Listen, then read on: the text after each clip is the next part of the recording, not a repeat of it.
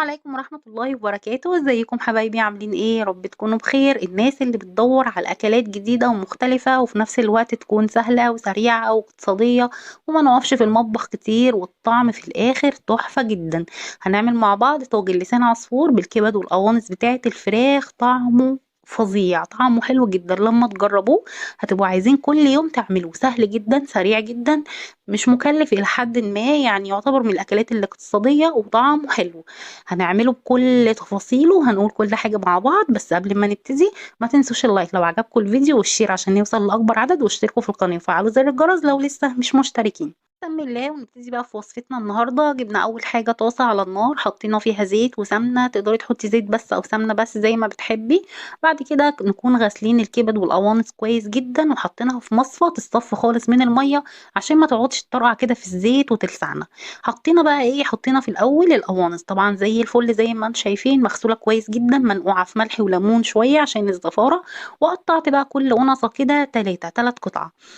هي بيبقى القنصة بتاعت الفراخ بيبقى فيها دهون. الدهون دي حلوة، بتدي طعم الأكل حلو جدا، فما تتخلصيش من كل الدهون يعني. تقدري تشيلي بس الحتة اللي مش عاجباكي، اللي هي لونها مش حلو، اللي هي لازق فيها حاجة مش راضية تطلع كده. لكن ما تبقى حتة دهنة كده نظيفة سيبيها، بتدي الأكل طعم حلو جدا.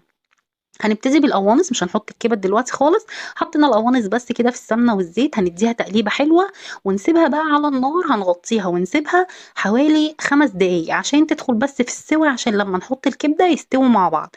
هقلب كده زي ما انتم شايفين كويس جدا لحد ما كلها كده تتغلف بالزيت والسمنه اللي احنا حطيناهم، وهغطي وهسيبها بقى تسيح الدهون بتاعتها وتدخل في السوا. بعد 5 دقايق فتحت بقى على القوانص كده زي ما انتم شايفين الدهون بتاعتها كلها ساحت والقوانص نفسها ابتدت تدخل في السوا وريحتها حلوة جدا. هنبتدي بقى ننزل بالكبدة بتاعتنا متقطعة، مغسولة كويس جدا برضو ومتصفية من المية ومتقطعة بقى التقطيع اللي انت عايزاه. عايزة تقطعيها اكبر من كده اصغر من كده براحتك خالص، بس الاصغر قوي يعني بتتفتفت كده وبتتهري وما بتبقاش باينة في الاكل. فحاولي تقطعيها كبيرة شوية الى حد ما عشان تبان كده وانتوا بتاكلوا. هننزل بقى الكبدة بتاعتنا ونبتدي نقلب كده لحد ما الكبدة كلها تغير اللون، وهنسيبها برضو تدخل في السوا. بس مش هنسويها سوا كامل عشان ما تتهريش مننا، لان لسه هنحط شوربة وهندخلها الفرن. فهنقلب بس تقلبتين كده تغير لونها وهنبتدي نضيف بقية الاضافات. وطبعا لحد ما الكبده والقوانص بتوعك دول يستووا مش هتضيفي اي توابل، ولا ملح ولا توابل ولا فلفل ولا اي حاجه خالص، لاني بتاخر السوا. هنبتدي بس بعد ما الكبده تغير لونها زي ما انتم شايفين كده، بس هي لسه نيه ما استوتش، هنقلبها كويس وبعدين نعمل حفره كده في النص وهننزل ببصل وفلفل. عايزه تستغني عن الفلفل خالص مفيش مشكله، حابه تحطي بصل بس، فلفل الوان، فلفل اخضر، فلفل حامي، بارد، براحتك خالص. انا حطيت بصلايه كبيره واتنين فلفل رومي. الفلفل الرومي مع الكبده بيبقى طعمه حلو جدا. انا فرمتهم في الكبه مع بعض ناعم شويه عشان مش عايزاهم يبقوا باينين قوي في لسان العصفور. هحطهم بقى على الكبده كده وهبتدي اقلب لحد ما البصل بتاعي يدبل. هتكون الكبده كمان ابتدت تدخل في السوا. اول بقى ما البصل والفلفل اللي انا حطيتهم دبلوا كده تماما زي ما انتوا شايفين، والحجم قل خالص والكبده والقوانص ابتدوا يستووا، انا مش عايزاهم مستويين سوا كامل عشان لما يدخلوا الفرن مع لسان العصفور والشوربه ما يتهروش مني. فانا عايزاها تبقى ايه يعني قبل ما تستوي كده بتكه، يعني بتبقى بتشد كده بسيط. هبتدي بقى اتبل الكبد والقوانص بتاعتي بالملح والفلفل. انا بحط ملح مبهر وفلفل اسود وبس. عايزه انت تضيفي اي توابل تانية ضيفي براحتك خالص. هنقلب بقى كده لحد ما نتأكد ان كله بقى كده اتبل والبصل استوى والكبدة كمان والقوانص دخلت في السوا. هطفي عليها بقى واسيبها على جنب، وهبتدي احمر بقى في لسان العصفور ونحط الشوربة. لو الشوربة ساقعة هنحطها تغلي ونكمل الوصفة بتاعتنا. لو وصلتوا معايا لحد هنا ما تنسوش اللايك والاشتراك لو لسه مش مشتركين في القناة. طاسة تانية وحطيت فيها زيت وحطيت كيس من لسان العصفور وهحمره بقى كويس جدا لحد ما ياخد لون ذهبي كده وجميل. ولسان العصفور من الحاجات اللي بتحتاج تقليب مستمر، يعني ما ينفعش تسيبيه وتبقي مثلا بتغسلي مواعين وترجعي تقلبيه هتلاقيه خد لون واحده وواحده. فهفضل واقفه جنبه كده زي ما انتم شايفين، هفضل اقلب فيه لحد ما ياخد لون ذهبي كده وحلو. وبعدين نكمل بقى الوصفه بتاعتنا.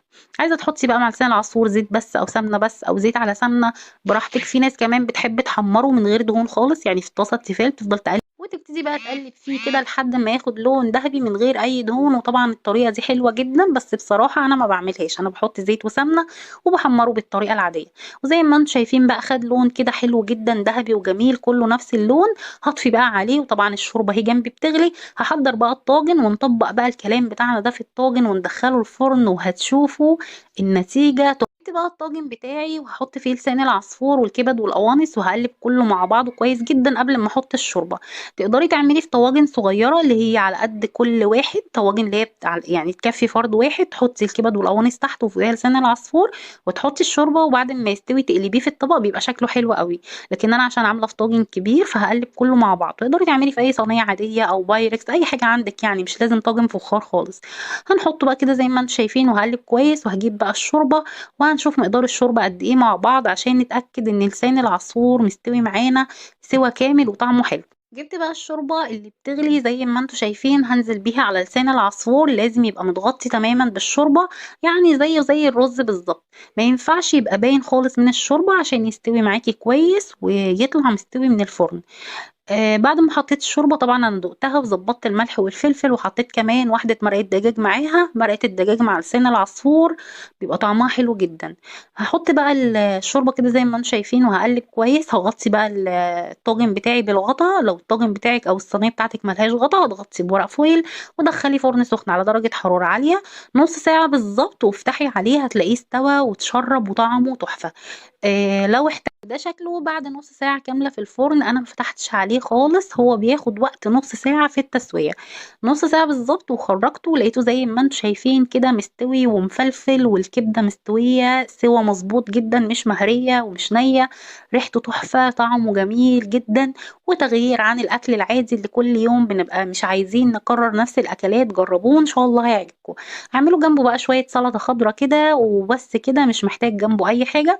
لو عندك عزومة تقدري تعمليه في وسط الأصناف اللي انت عاملاها في العزومة، حلو جدا وهيعجب الناس جدا. كل اللي هياكله هيعجبه إن شاء الله. جربوه بإذن الله هيعجبكم. ما تنسونيش بقى في اللايك لو عجبكم. ما تنسوش الشير عشان يوصل لأكبر عدد من الناس. لو لسه مش مشتركين اشتركوا قبل ما تخرجوا من الفيديو، وفعلوا زر الجرس عشان يوصلكم كل جديد بينزل في القناة بإذن الله. ومستنية رأيكم، واسيبكم في حفظ الله، واشوفكم في فيديو جديد، ومع ألف سلامة.